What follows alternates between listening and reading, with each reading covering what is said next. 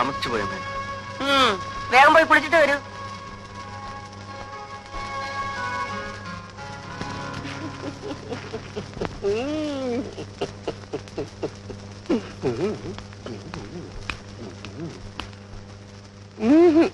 എന്താ കല്യാണം എവിടെ നടക്കാൻ? മാസത്തിലൊരിക്കലാണ് വീട്ടിലേക്ക് വരുന്നത്. അതെങ്കിലും കൃത്യസമയത്തായിക്കൂടെ? ഇയർ എൻഡിങ് ആയതുകൊണ്ട് പാടില്ല. കൃത്യസമയത്ത് വരികയെന്നുള്ളത് ഒരു ചിട്ടയായിരിക്കണം. ജീവിതത്തിൽ ഇനിയും നിനക്ക് ചിട്ടകൾ ഉണ്ടായിട്ടില്ല. അമ്മ പറയുന്നത് ഞാൻ ഏതെങ്കിലും അനുസരിക്കാതിരുന്നിട്ടുണ്ടോ?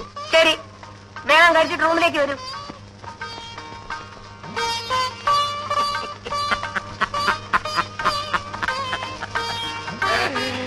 അമ്മയ്ക്ക് പട്ടാളത്തിൽ ചേരായിരുന്നത് പാകിസ്ഥാൻകാരുടെ ഭാഗ്യം. എന്താ ആശാൻ അമ്മയ്ക്ക് ഇന്ന് ഇത്ര ഗൗരവം? കാണാൻ പോണ പൂരം പറഞ്ഞു കേൾപ്പിക്കണോ? എവിടെ നടന്നാ പറയാൻ നടന്നത്.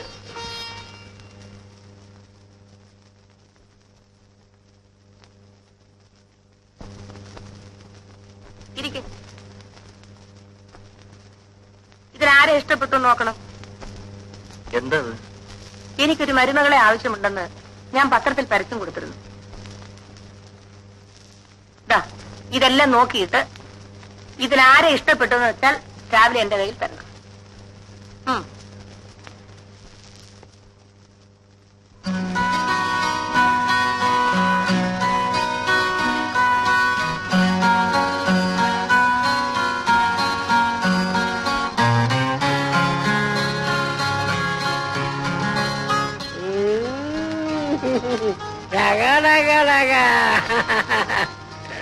ഓരോന്നൊന്നിനൊന്ന് മെച്ചമാണല്ലോ ആശാനെ. ഏതാ മെച്ചമാണ് തോന്നാത്തത്? അച്ഛന്റെ മോനല്ലേ? ഇത് ഏതാണ്ട് ഭൂമി കുലുക്കുന്ന സൈസാ. കുലുക്കും കുലുക്കും. ഇതിനെയൊക്കെ വീട്ടിൽ കയറ്റിയാലേ പട്ടാളത്തെ കാവൽ വെച്ചേണ്ടി വരും. ഇല്ലെങ്കിൽ നാട്ടിലുള്ള ജനങ്ങൾ മുഴുവൻ ഓടിപ്പിറ്റിക്കണം.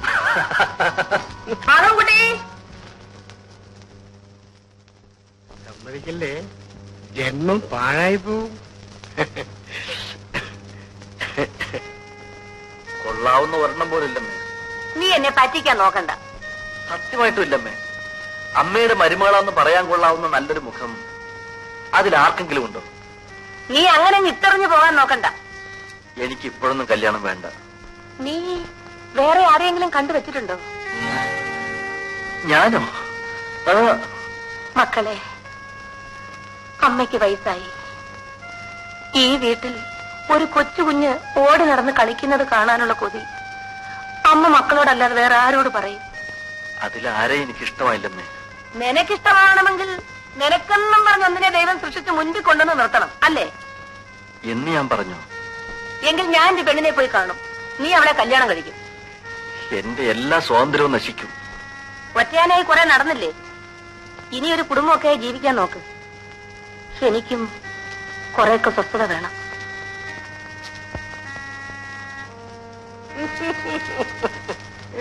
എവിടെ നടന്നാ പറയാം. വേണ്ട, വാ തുറക്കണ്ട. അല്ല, തുറക്കണ്ട. ആരോ വന്നിരിക്കുന്നു. ബെല്ലടിക്കുന്നെന്ന്. ഒന്ന് എഴുന്നേക്കാൻ, എഴുന്നേക്കാൻ. വല്ല പട്ടാളവും പോലീസും ആയിരിക്കുമോ? ഹോസ്റ്റലിൽ നിന്ന് ആരെങ്കിലും ആണ്. എവിടെ നിന്നായാലും കാര്യം അപകടമാണെന്നാ തോന്നുന്നത്. പുറത്തേക്കെങ്ങും നമുക്ക് പോകണ്ട. പിന്നെ അവര് കഥ ചോട്ടി പൊളിക്കാനോ? ഇത് വല്ലവന്റെയും വീടാ. എനിക്ക് പേടിയാവുന്നു. എന്റെ അച്ഛനാണെങ്കിൽ കൂടെ റൗഡികൾ ഉണ്ടാവും. എന്റെ അപ്പച്ചനാണെങ്കിൽ കൈ തോക്കുമുണ്ടാകും. വരുന്നു വരട്ടെ, നമുക്ക് നേരിടാം.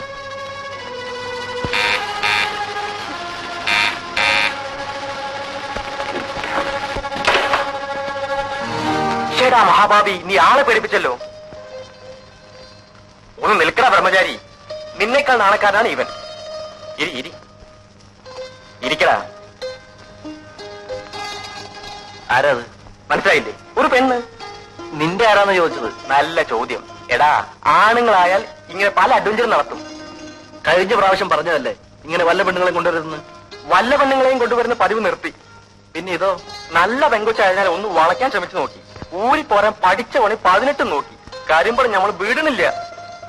സത്യം. പക്ഷേ ഇടയിലൊരു അഡ്വഞ്ചർ ഉണ്ട്. ഹോസ്റ്റലിൽ നിന്ന് ഒളിച്ചോടി പോകുന്നതാണ്. പിന്നെ പോലീസും പട്ടാളവും വരാം. ആ താക്കോൽ നിന്നെ തന്നെ ഇരിക്കട്ടെ. പോകാൻ വരട്ടെ. ഇവരുടെ വീട്ടുകാരും പോലീസ് മാത്രമാണെങ്കിൽ ഞാൻ അരക്കായി നോക്കിയേനെ. പക്ഷെ എന്റെ അപ്പച്ചനും അമ്മച്ചും ഏത് നിമിഷവും കൂടി കയറി വരാം. അതിനു മുമ്പ് രജിസ്റ്റർ ഓഫീസിൽ എത്തണം. നീയാണ് ഒന്നാം സാക്ഷി. ആ ഒടുവിൽ നിന്നെ പിടിച്ചു കെട്ടാൻ ഒരുത്തി ഉണ്ടായല്ലോ. ശരി പോവാം. ഛേ, ഒന്ന് കുളിക്കാതെയോ? നല്ലൊരു കാര്യത്തിന് പോകുമ്പോ ശുദ്ധമായിരിക്കണ്ടേ? കുറെ കഴിയുമ്പോൾ കല്യാണക്കാരും മറന്നു പോരുത്. ഇത് പെണ്ണ് വേറെ. ആ എല്ലാവരെയും പോലെയാണെന്ന് വിചാരിച്ചു. ഇപ്പം കുടുങ്ങി. ഞാനും കുടുങ്ങിയടാ. നീയോ? ഏത് പെണ്ണ്? അമ്മ വിവാഹം നടത്തിയേ അടങ്ങൂ. കൈ കൊടളിയാ.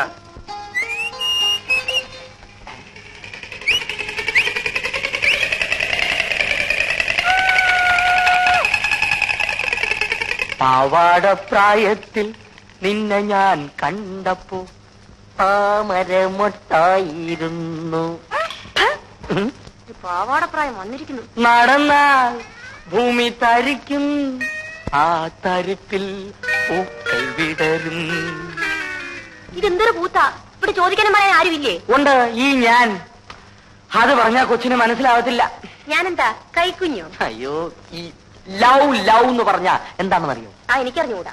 ഈ ആണും പെണ്ണും കൂടി ചില കുശുകുശുക്കലും കൊടുക്കലും വാങ്ങലും ഒക്കെ. ദേ എന്റെ അമ്മ എന്നെ അടക്കോതുക്കത്തോടുകൂടിയാ വളർത്തിയത്. ഓ, നിന്നെ ഏത് തള്ളയാടി പറ്റത്? ജമ്മം പാഴായല്ലോ. അതിനെനിക്ക് എന്ത് പറ്റിയെന്നാ പറയുന്നേ? നീ സിനിമ കണ്ടിട്ടുണ്ടോ? ഇല്ല. നീ ഇതുവരെ സിനിമ കണ്ടിട്ടേ ഇല്ല? ഉണ്ട്, പണ്ടൊരിക്കൽ. ആ, നല്ല രംഗാൽ ചിത്രം. നല്ല രംഗാൾ ചരിത്രം. സാക്ഷാ പട്ടിക്കാട് തന്നെ.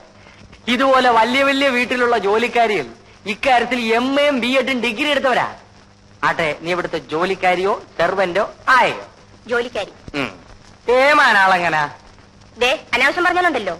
പാവം, പെണ്ണുങ്ങളുടെ മുഖത്ത് പോലും നോക്കത്തില്ല. സത്യം പറ, നീ പറഞ്ഞ നേരാണോ? ഉം. ഈ ശരീരം നീ പാഴാക്കി കളഞ്ഞല്ലോടി. നിന്റെ കാര്യം ആലോചിക്കുമ്പോ എന്റെ നെഞ്ച് തകരുക. എന്തിന്? അല്ല, ഇപ്പൊ നിന്ന നിപ്പിൽ നീ സൈക്കിൾ ഇടിച്ച് ചത്തൊന്ന് വെച്ചോ. അങ്ങ് മേലോട്ട് ചെന്നാ ദൈവം ചോദിക്കുമ്പോ എന്തോ പറയും? എന്തോ ചോദിക്കും?